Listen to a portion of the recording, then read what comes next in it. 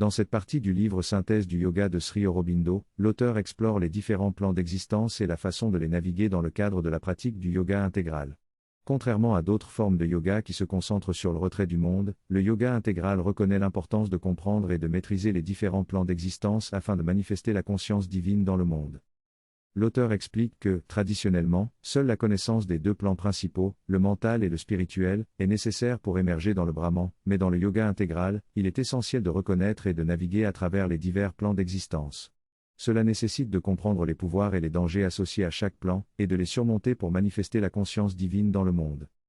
L'auteur utilise le cadre du système védique pour décrire ces plans d'existence, car il est à la fois plus complet et déjà structuré pour l'objectif spirituel de la libération et de la transformation.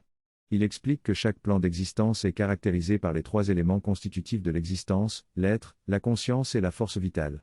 Ces éléments s'expriment différemment dans chaque plan, créant ainsi des mondes aux caractéristiques spécifiques.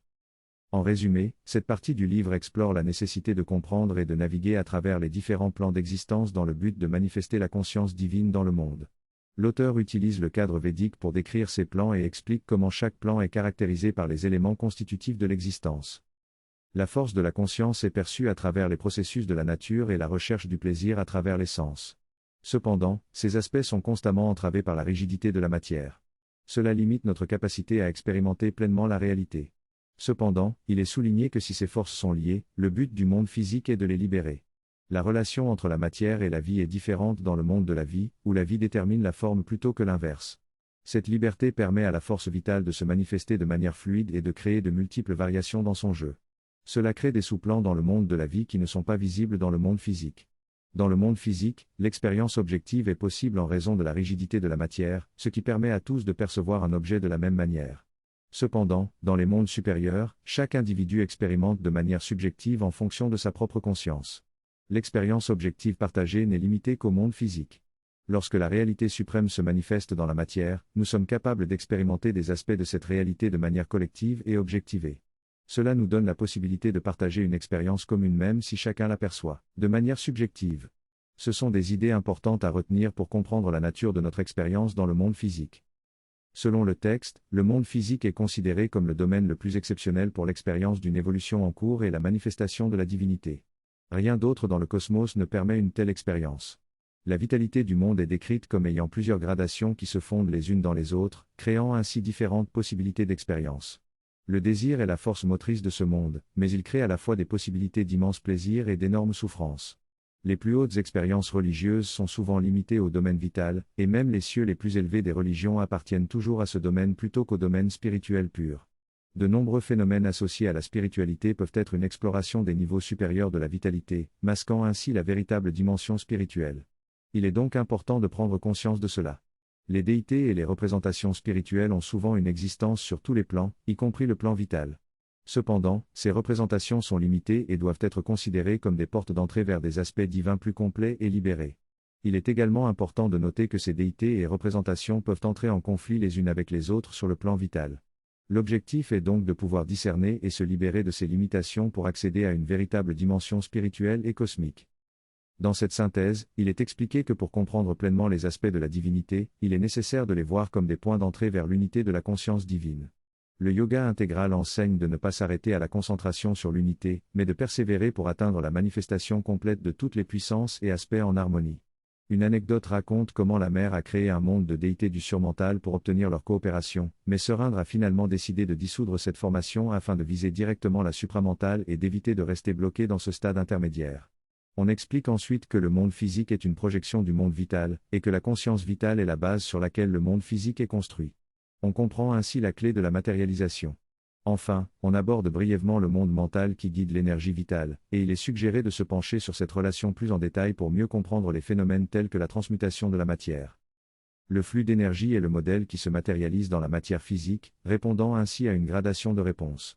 Une opération qui débute à un niveau plus élevé se déplace graduellement vers le bas jusqu'à ce qu'elle crée finalement un changement physique. Lors d'une conférence à laquelle j'ai assisté, ils ont organisé ce qu'ils appelaient des soirées de torsion de cuillère, où les gens devaient tenir une cuillère et dire tordre à plusieurs reprises jusqu'à ce que la cuillère se torde. C'était fascinant de voir comment la cuillère se ramollissait soudainement, se courbait et puis durcissait de nouveau. Le pouvoir de l'esprit influence l'énergie à l'intérieur de la cuillère, mais cette influence est en compétition avec notre propre croyance que cela n'est pas possible. Il y a des couches plus profondes de notre esprit qui sont en conflit avec notre esprit conscient, qui croit que cela n'est pas possible. Cependant, lorsque quelqu'un dans le groupe réussit à tordre sa cuillère, notre attention se tourne vers lui et à ce moment-là, notre propre cuillère se tord. Ce processus nécessite de relier les parties plus profondes de notre esprit avec celles plus superficielles, jusqu'à ce que cela devienne une possibilité acceptable pour nous. Cela démontre l'intimité entre l'esprit, la conscience et l'énergie vitale, qui est également impliquée dans la forme matérielle. Par conséquent, notre esprit et notre force de vie peuvent connecter avec cette énergie et modifier les choses de l'intérieur, à l'inverse de notre esprit conscient qui ne peut initier qu'un mouvement intentionnel. La pression du monde de la vie sur le monde physique est ce qui a créé la vie sur Terre. Par conséquent, si nous pouvons comprendre et intégrer les mouvements rythmiques du monde de la vie et sa pression sur le monde physique, nous pouvons amplifier les processus de vie dans le monde physique. Par exemple, les marées physiques représentent la relation entre le Soleil, la Lune et la Terre. Si cela dépendait uniquement de la gravité de la Lune, nous ne pourrions pas expliquer pourquoi les marées sont plus fortes lors de la pleine Lune, alors que la gravité du Soleil est négligeable par rapport à la Lune. En réalité, c'est la relation entre le Soleil, la Lune et la Terre dans le monde de la vie qui crée une marée plus importante. Les phases de la Lune sont associées à des marées d'énergie vitale qui se développent ou diminuent dans le monde.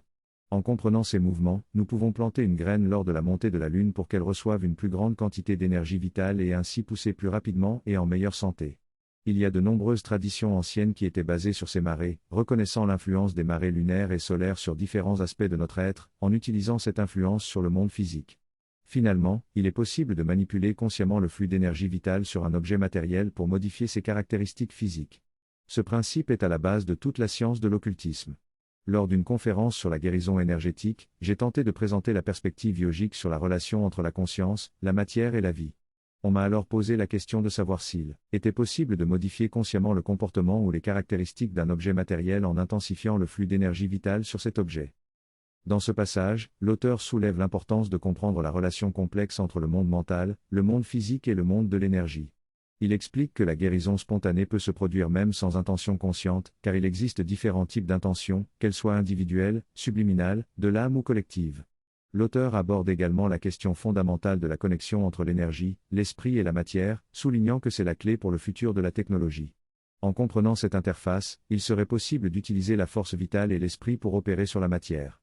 Par exemple, un téléphone pourrait recevoir l'empreinte mentale d'une intention et y répondre spontanément. De plus, il serait possible d'influencer la force vitale et de la diriger vers des objets physiques ou des corps pour en modifier les caractéristiques, notamment dans le processus de guérison. L'auteur mentionne également l'existence d'un monde de la vie qui agit constamment sur nous et qui possède des pouvoirs appropriés qui peuvent être utilisés technologiquement. Enfin, il relate une histoire où l'énergie vitale d'un pamplemousse a été absorbée, rétrécissant ainsi le fruit, mettant en évidence le lien entre l'énergie vitale et les propriétés physiques des objets. Ces idées ont des implications majeures et ouvrent de nouvelles perspectives pour la science et la technologie future. La personne demande à quelqu'un de faire quelque chose pour lui. Cette personne met tous les oranges dans sa salle de stockage, mais la moitié d'entre eux s'est gâté le premier jour. La mère dit de continuer et de ne pas abandonner. Les jours suivants, aucun orange ne se gâte. La mère explique que cela dépend de sa foi et de sa réceptivité. La mère infuse de l'énergie dans les fruits pour les préserver. Cela montre que derrière chaque chose matérielle se cache une énergie ou un pouvoir, que l'on peut modifier en interagissant avec elle.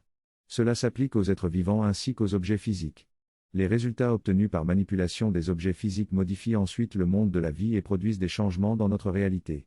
Les êtres vivants, conscients et dotés de désirs, exercent une influence sur nous, même si nous en sommes souvent inconscients. Nos désirs et nos pensées peuvent être influencés par des êtres conscients extérieurs. Cela montre que nous sommes souvent contrôlés par des influences extérieures, ce qui explique de nombreux aspects de la psychologie des foules.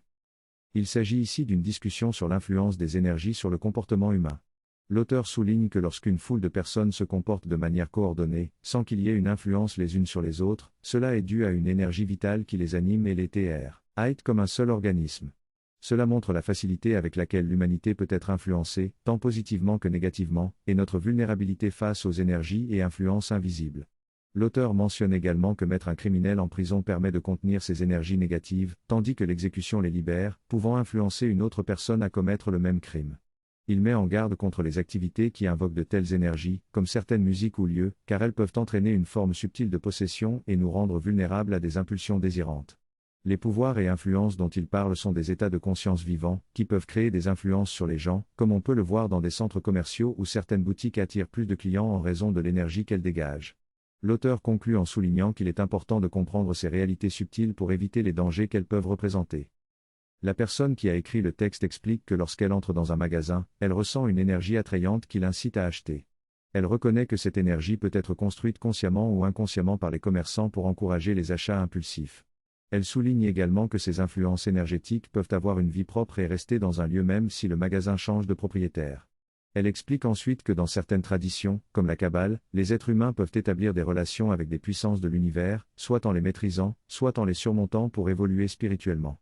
Elle mentionne que ces idées sont présentes dans l'occultisme européen médiéval, ainsi que dans certaines formes de magie orientale et de spiritualisme. Elle constate également que ces idées reviennent aujourd'hui dans des traditions telles que la sorcellerie, le chamanisme et le Wicca. En conclusion, elle souligne l'importance de ne pas confondre ces pratiques avec la véritable spiritualité, qui va au-delà de l'interaction avec les esprits de la nature. Il est important de reconnaître la distinction entre ce qui est réellement spirituel et ce qui relève du domaine vital. Beaucoup de traditions et cultures anciennes sont souvent étiquetées de manière erronée comme étant spirituelles alors qu'elles sont en réalité liées aux énergies vitales. Le fait de se référer à des maîtres ascensionnés ou de prétendre à un contact avec son moi supérieur ne sont pas forcément des manifestations de spiritualité, mais plutôt des aspects du domaine mental et vital. Ces pratiques peuvent exiger des pratiques austères afin de se purifier et d'être suffisamment purs pour recevoir leur influence. Cependant, ces enseignements et méthodes ne sont pas réellement spirituels, mais plutôt axés sur les énergies vitales. Ils peuvent sembler être touchés par un certain idéalisme spirituel, mais en réalité, ils limitent et entravent l'individu, et finissent par échouer en raison de la nature même des énergies vitales qui divisent et créent des conflits à cause des désirs compulsifs. Les êtres liés au domaine vital peuvent créer de grands mouvements et des collectifs, même s'ils sont bienveillants et font du bien, ils ne possèdent pas cette touche spirituelle qui est essentielle. Ils ne peuvent fournir que du bien d'un point de vue vital, mais ils ne peuvent pas apporter une réelle transformation spirituelle. Il est donc essentiel de distinguer entre ce qui est réellement spirituel et ce qui relève du domaine vital afin de ne pas se laisser tromper par des pratiques qui semblent être spirituelles mais qui ne le sont pas réellement. Dans ce paragraphe, l'auteur parle des superstitions du passé.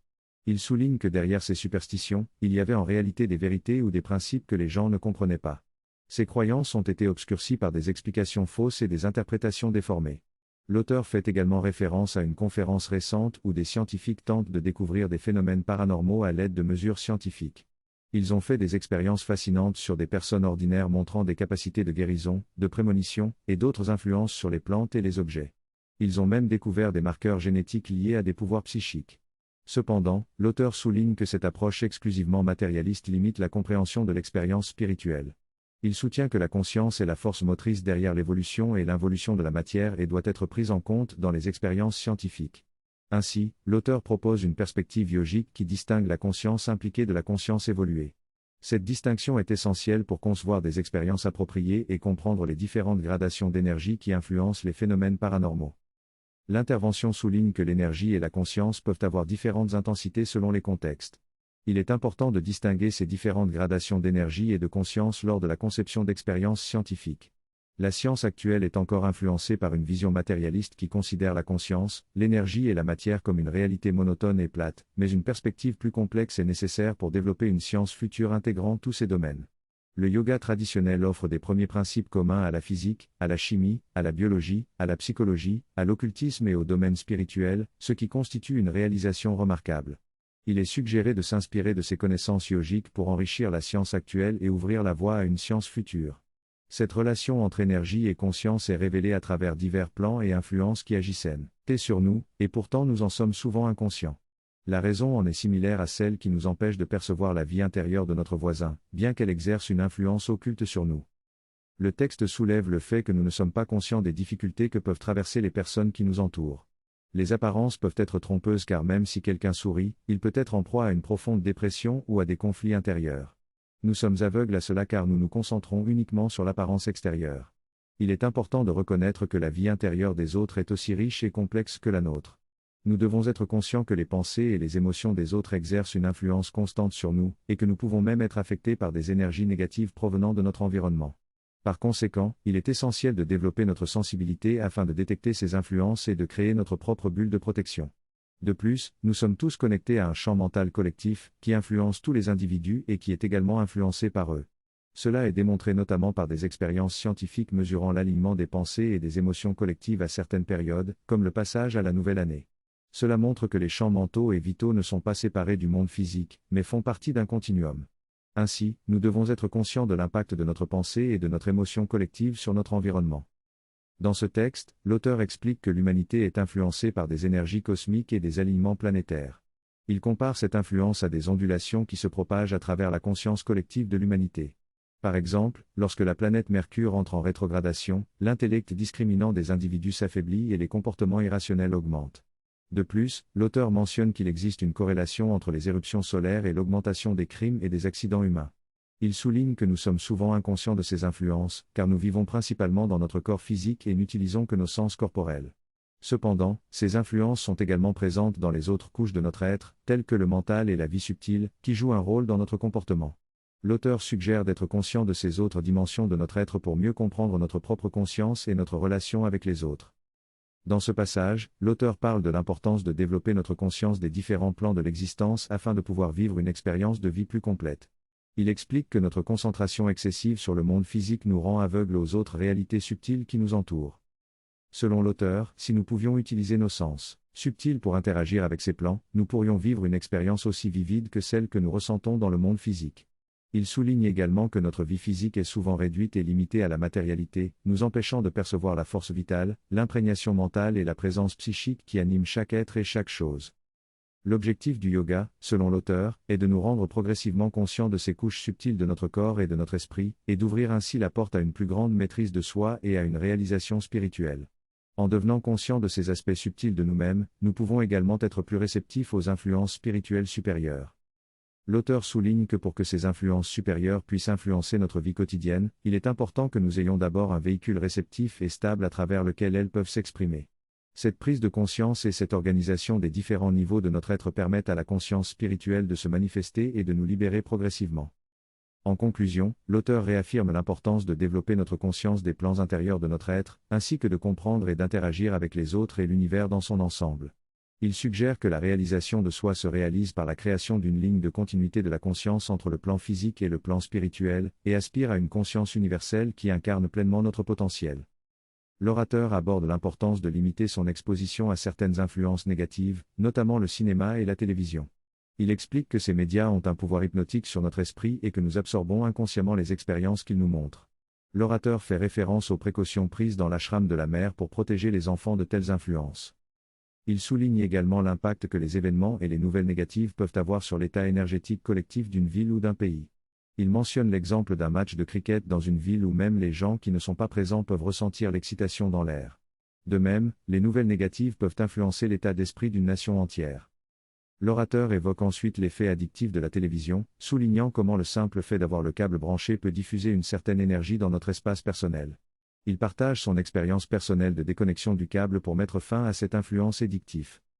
En conclusion, l'orateur invite à réfléchir à l'impact positif qu'aurait le choix de ne consommer que des médias inspirants et positifs sur le champ énergétique collectif de l'humanité. Il suggère que cela pourrait contribuer à améliorer la qualité de ce champ et à créer un contexte plus positif et plein d'espoir.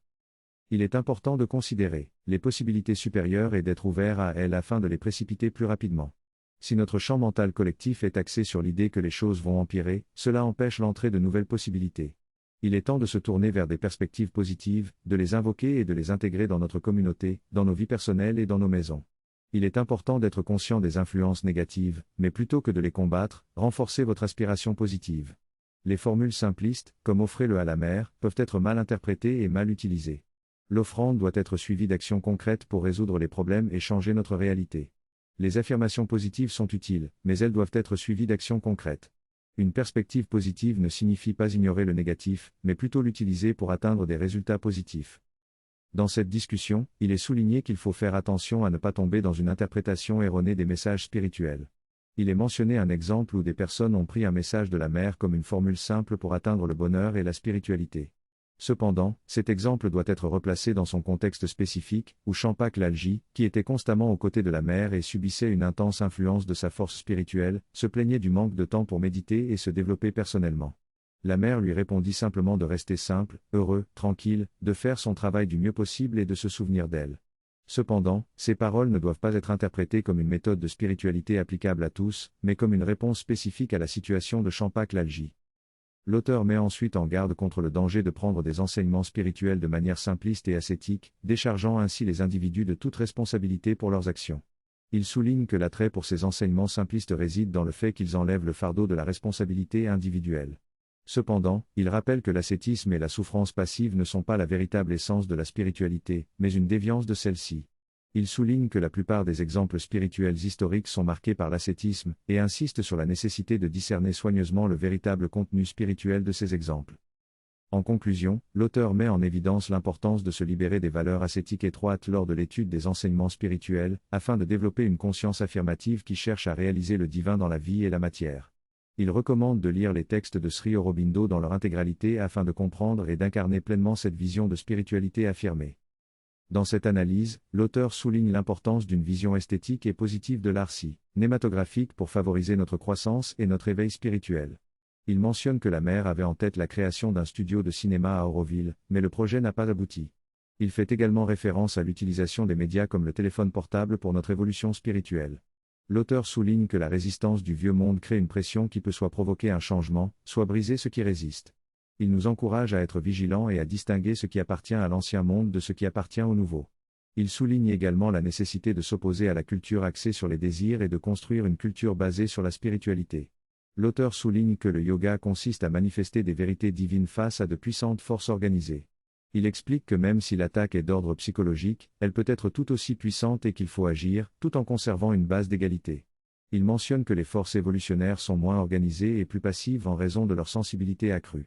Il souligne également la nécessité de développer la force de la sensibilité et d'autres qualités pour faire face à ces forces. L'auteur met en avant que notre état de don de soi conscient et notre soumission sont la base réceptive nécessaire pour développer le reste.